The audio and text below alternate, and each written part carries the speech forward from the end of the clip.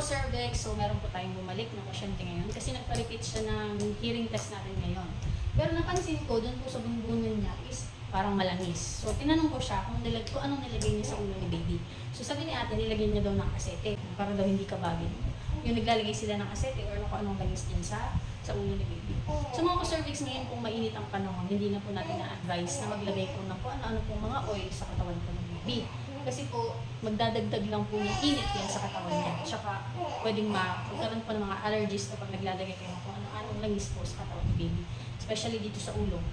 Tapos nakita ko, parang kumalat na rin siya dito sa may mukha niya. Kasi pag mainit, nagtutunas din siya. So, hindi siya basta-basta na-absorb ng balat ng bata.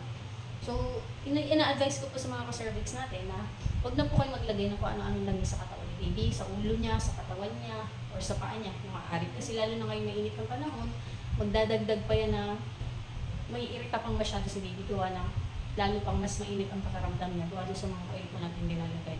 So, ngayon nga, medyo irritable siya kasi siguro naiinitan na rin siya. Gawa na may mga nilagay na si mami dito sa ulo ni baby. So, mami, huwag kang maglalagay ng asete sa ulo ha, lalo na ngayon. Siguro pag medyo malamig na lang ang panahon, yung sa kapag tag-ulan na yan, pwede yan. Pero, huwag na dito, okay lang dito sa paa, kung lang. Huwag kang maglagay sa ulo, huwag maglagay dito. Ngayon tag-init lang, iwasan na lang din.